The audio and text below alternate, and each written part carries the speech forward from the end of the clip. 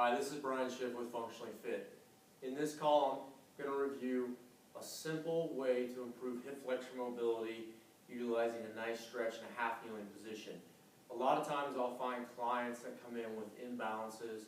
It can be asymmetry side to side in terms of tightness, or we can see an excessive anterior pelvic tilt as well. It tends to be a common finding.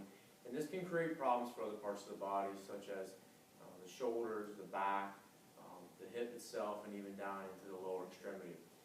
So to do the stretch, begin in a half kneeling position. I'm going to position the right hip down, and then I'm going to have my left leg flex at 90 degrees for the knee and the hip. And then we'll cue the client to be erect. So I like them to be tall, and then I'll have them raise this hand up so my right hip or knee is down, we'll have the right arm up. Our next cue is to actively engage or contract the right glutes. So we'll do that, and that will help pull that pelvis a little bit posteriorly and set us up for a nice stretch. So once I've got that done, and I want them pointing toward the ceiling, almost as if they're being pulled by a puppet string, if you will, and I'll have them gently lean forward while they keep that glute engaged so they feel a nice, comfortable stretch in the right anterior hip. We'll hold that for about 5 seconds, and then ease back out of it. So I like to do an intermittent movement here. I find that about that 5-second mark, they're still able to keep good form with the torso. They'll keep that glute engaged that long. As we come forward, we get nice reciprocal inhibition, kind of loosen that up.